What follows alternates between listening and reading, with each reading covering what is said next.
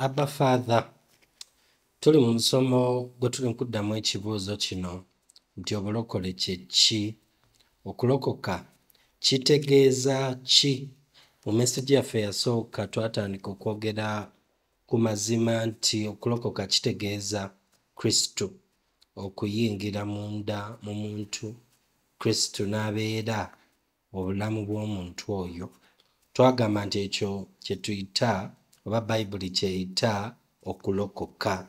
Olwaleero njagala continuinga tweyongereyo mu maaso okwogera ku mazima gano, obulokole kye ki, nga tugenda kubeera mu Yokaana eyokusatu, essuula eyokusatu, kitabo kino ekya Yokaana, nga tulaba Yesu ng'ayogera ne Nicodemus, omu ku basomesa.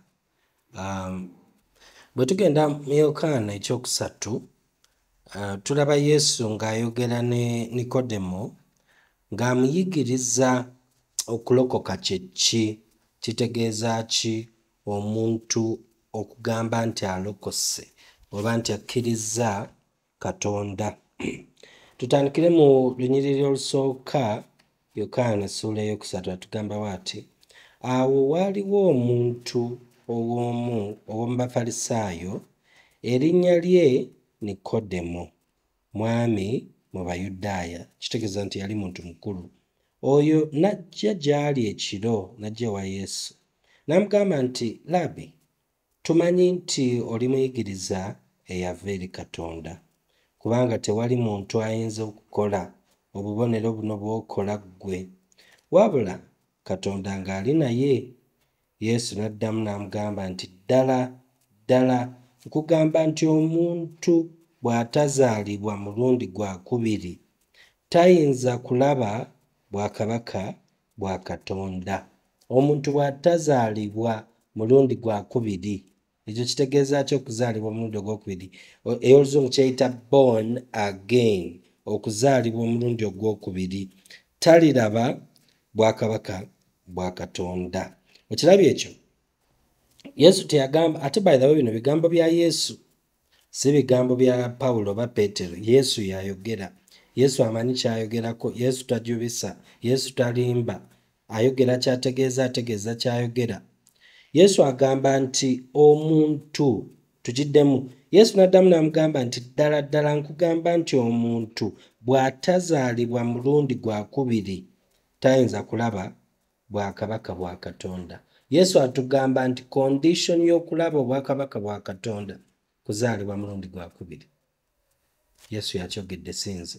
Condition y'okulaba obwakabaka bwa Katonda si kusabira mu kyaki y'abalokole, si kubeera mu Katoliki, si kubeera mu Protestanti, si kubeera Musiraamu, si kubeera muntu mulungi, si kukola bintu birungi,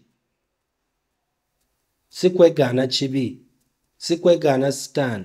Ebyo byonna tuyinza okubikola, naye Yesu, ono Yesu y'ayogera, si muntu. Yesu atugambye nti omuntu bw'atazaalibwa mulundi gwakubiri tayinza kulaba bwakabaka bwa Katonda. Ekyo ekibuuzo olina okukyebuuza, nazaalibwa omulundi ogwokubiri, kitegeeza ki okuzaalibwa omulundi ogwokubiri? Ddayo owulirize lesoni yange eyasooka, kubanga mu eyo ngenda kunnyonnyola ki kye kitegeeza okuzaalibwa omulundi ogwokubiri. Nakyogerako dda already. Ffe kye tuyita okulokoka oba okukkiriza mu Yesu. Katonda atugamba mu vaasi ey'okuna, Nikodemo n'amugamba nti omuntu ayinza atya okuzaalibwa bw'abanga mukadde?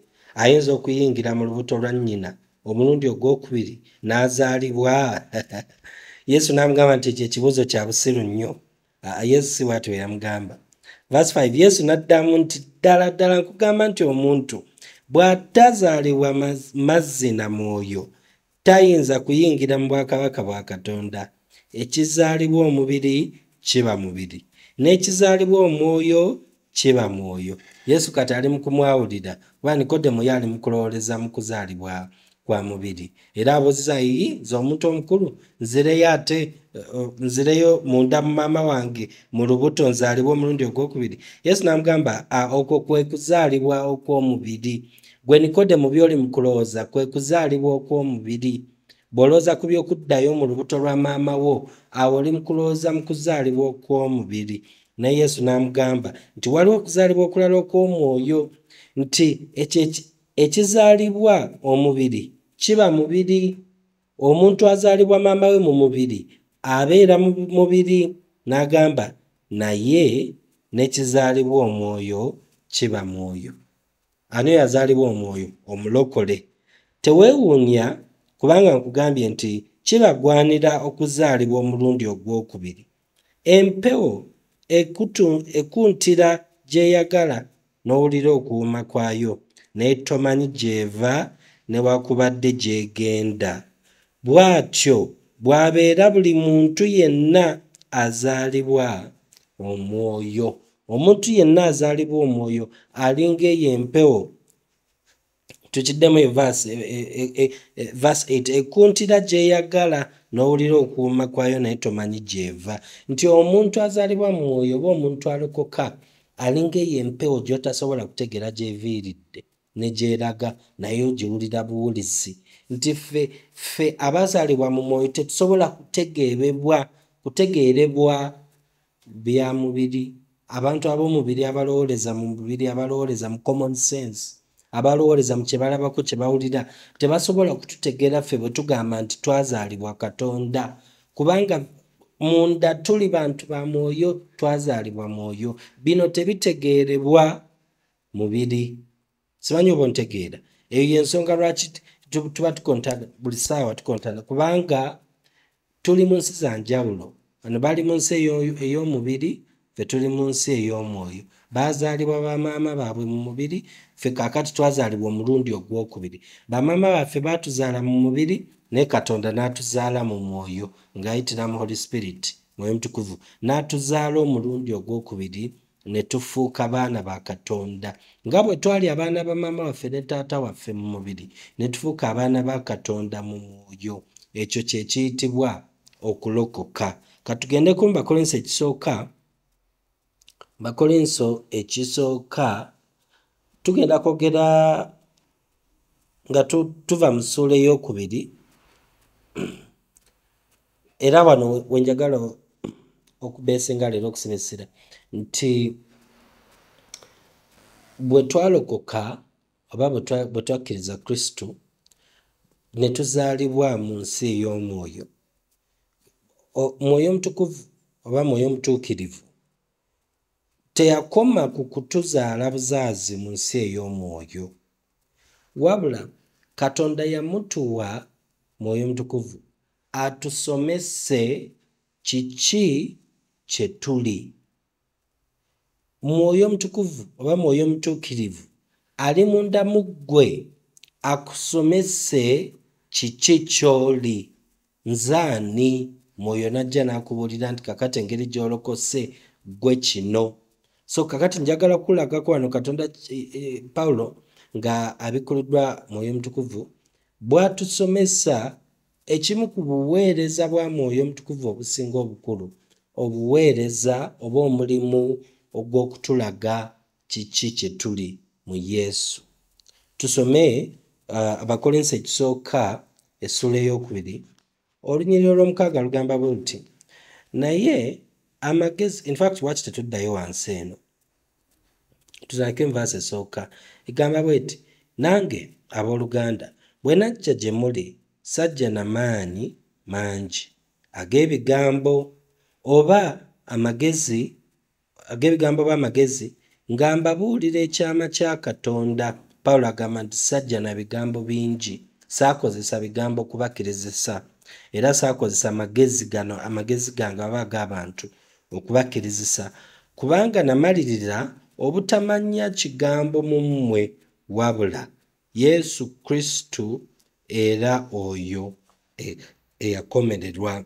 Nange nabeeranga nammwe mu bunafu ne mu kutya ne mu kukankana okungi, n'ekigambo kyange n'okubuulira kwange tebyabanga mu bigambo eby'amagezi ebisendasenda, wabula mu kutegeeza kw'Omwoyo n'amaanyi.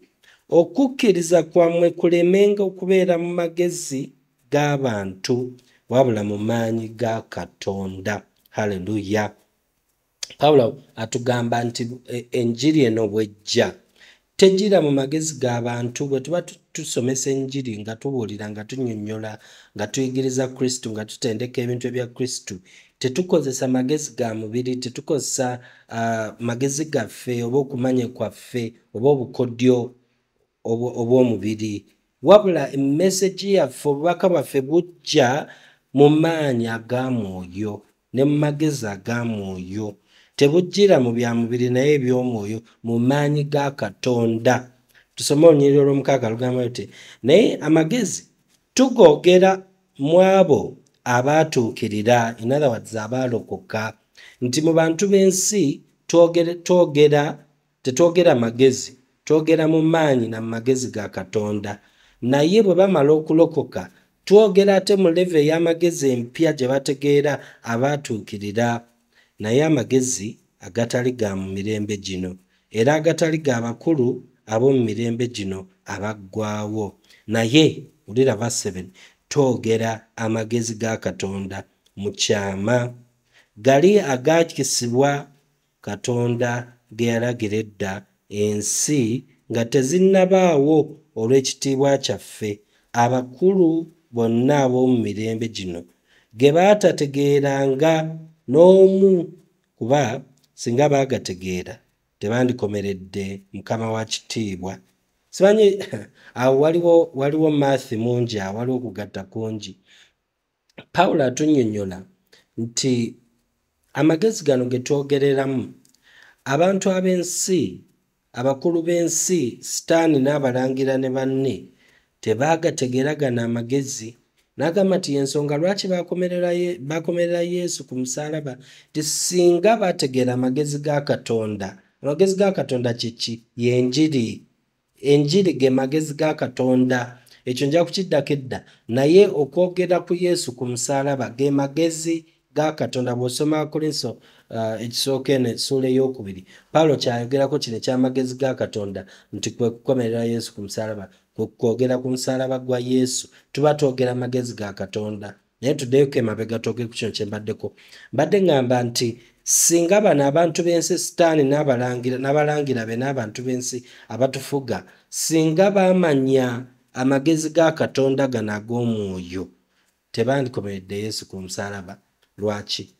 Kubanga tebaategeera nti mu kutta Yesu, mu kumukomerera ku musaalaba, baali bagenda kumusobozesa okufa, awangule ekibi, awangule Sitaani, awangule buli kimu, akomewo ayingire mu buli mulokola amukkiriza. Ekyo tebaakibala.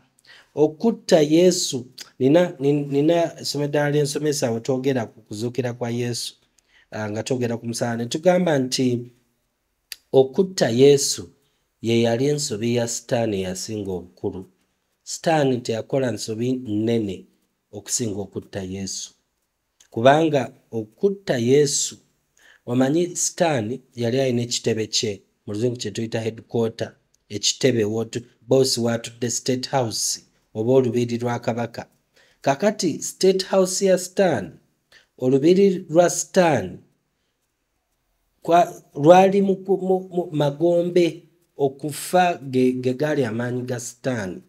Emagombe nga ye headquarters ze, State House ya Sitaani ng'eri magombe mu kufa. Kakati Yesu ye bulamu. Sitaani okukkiriza Yesu okufa agende, kubanga kyategeeza nti Yesu bw'afa agenda straight ku headquarters za Sitaani. Yesu bw'afa ayingidde ku kitebe kya Sitaani. Olowooza Yesu bw'agenda ku kitebe kya Sitaani agenda kukolayo ki? Yesu singa yasigala ali mulamu, yandigobye emizimu, yandiwonyezza abalwadde, yandikoze ebyamagero, naye byandikomyawo. Sitaani yandibadde era ne Yesu abantu be yawonya era baamala ne bafa. N'abo Yesu be yazuukiza mu bafu era baamala ne bafa. Okay? Sitaani yali akyalina amaanyi g'okufa. Naye Yesu bw'afa n'ayingirayo wansi n'agenda emagombe, agenze ku kitebe, agenze ku lubiri, agenze ku State House ya Sitaani, agenda kolayo ki? Kumegga, kuwangula Sitaani, kumuzikiriza. Era Yesu wakkirirayo ebyaddirira twabiraba. Nga wayiseewo ennaku 3 Yesu ng'awangudde okufa, awangudde geyeena, awangudde ekibi, awangudde obulwadde, awangudde buli kimu, ne Sitaani wennyini n'abalangira be ne dayimooni ze.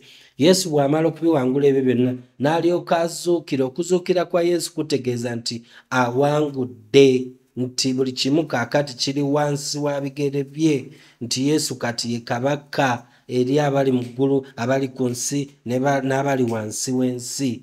Okitegeera? Kaakati Yesu, kakati kino Pawulo kyatugamba wano, singa ekyo Sitaani n'abalangira be baakitegeera tebandikiriza Yesu kukufa. In fact Sitaani yandiwadde Yesu ba bodyguard okumukoma, n'abagamba making sure nti oyo tafa, kubanga bw'afa agenda straight ku State House yaffe, agenda kutumalawo, agenda kutusaanyaawo, agenda kutuzikiriza, agenda kututta bussi, temumukkiriza kufa. Naye ate ye yali musiru ne banne ne bamutta Yesu. Kati bwe bamutta n'agenda eri n'abawangula bulungi nnyo. Haleluya. Pawulo nkyali mugamba nti tebaategeera magezi gano aga Katonda. Okufa kwa Yesu gaali magezi ga Katonda. Okukomererwa kwa Yesu tegaali maanyi ga Sitaani, gaali magezi ga Katonda. Yesu okufa yali tafudde nti kubanga asingiddwa. Nedda, yafa kwesaawo magezi ge. Haleluya. Laba luno olunyiriro lw'omusanvu lugamba luti, naye twogera amagezi ga Katonda mu kyama, gali agaakisibwa Katonda ge yalagira edda ensi nga tezinnabaawo olw'ekitiibwa kyaffe, abakulu bonna ab'omu mirembe gino ge bataategeera n'omu, kubanga singa baagategeera tebandikomeredde Mukama wa kitiibwa. Naye nga bwe kyawandiikibwa nti, eriiso bye litalabangako, n'okutu bye kutawulirangako, n'ebitaayingira mu mutima gwa muntu, byonna Katonda bye yategekera abamwagala. Naye ffe Katonda yatubibikkulira ku bw'Omwoyo, kubanga Omwoyo anoonya byonna era n'ebitategeerekeka ebya Katonda. Okay. Waliwo bingi awo, si bingi nnyo naye kakinyonyolerwe nti bwe walokoka n'okkiriza Kristo, Mwoyo akuzaala mu nsi ey'Omwoyo, atwala Kristo n'amuteeka munda mu ggwe, Kristo n'afuuka obulamu bwo. Okay? Ekyo bwe kibaawo, waliwo ekintu ekirala ekibaawo nti Katonda akuwa Mwoyo, Holy Spirit, Mwoyo Mutukuvu, ajje akubikkulire, akulage, akusomese ebyo byonna Katonda be yakutegekera ng'omwana we. Ekisooka kyennyini Mwoyo ajja n'akusomesa kiki ky'ofuuse, kitonde kya kika ki, muntu wa kika ki kati gw'oli, kubanga oli mwana wa Katonda. Mwoyo ajja n'akubikkulira kitegeeza ki okubeera omwana wa Katonda, kitegeeza ki okubeera omulokole, kitegeeza ki Kristo okuba munda mu ggwe nga ye bulamu bwo. Mwoyo ajja n'akubikkulira ekyo kye kitegeeza, ne bwe kifaanana, ne bwe kirabika. Bw'amala Mwoyo n'akulaga ebyo byonna by'olina, kubanga oli mwana wa Katonda. Ebyo byonna Katonda bye yakutegekera, kubanga oli mwana we. Tosobola kutambula mu bulamu buno obw'obulokole, tosobola kutambuliramu bulungi nga totegedde kiki ky'oli, nga totegedde enkolaakolagana yo ne Mwoyo. Mwoyo wa Katonda ali munda mu ggwe, akulage, akuluŋŋamye, akulage, akolese kiki ky'ofuuse mu Kristo Yesu, kiki ky'oli kubanga oli mwana wa Katonda, na biki by'ofunye, na biki bye wafuuka, na buli kimu Katonda kye yakutegekera era kye yakuwa, kubanga oli mwana we. Gano ge magezi ga Katonda. Eno y'enjiri. Omulimu gw'enjiri kujja kutubikkulira ekyo kye tuli mu Katonda n'ekyo kye yatuwa mu Kristo, mu Katonda mu Kristo. Haleluya. Kale kino kye kitegeeza okulokoka, kitegeeza okuzaalibwa omulundi ogwokubiri mu Mwoyo. Si kuzaalibwa maama wo naye kakati okuzaalibwa okwa Katonda. Kitegeeza nti wazaalibwa omulundi ogwokubiri. Then nti Katonda yakuwa Mwoyo we ajje munda mu ggwe akubikkulire era akwolese kiki kyoli kati muntu wa kikaaki biki byolina biki byewafuuka Katonda yakutegekera ki Katonda yakuwa ki Katonda yakufuula ki kubanga oli mwana wa Katonda. Eyo lesoni nyangu ndoza tugitegedde nti kino kye kitegeeza kubeera omulokole kitegeeza okuzaalibwa mu mwoyo okuzaalibwa mu spirit si mu mubiri naye okuzaalibwa mu mwoyo nga mwoyo wa Katonda yatuzaala mu mwoyo n'atufuula abaana ba Katonda ab'omwoyo. Embwa zizaala mbwa Katonda mwoyo azaala mwoyo Katonda kubanga yakuzaala ng'oli mwoyo nga ye nga maama bwe yakuzaala ng'oli muntu nga ye mu mubiri kati Katonda naye yakuzaala ng'oli mwoyo nga ye mu mwoyo n'amala nakuwa mwoyo we eyakuzaala akulage ekyo ky'oli ofaanana otya mwene ensi ey'omwoyo akusomese kubanga ye musomesaawo. Amiina.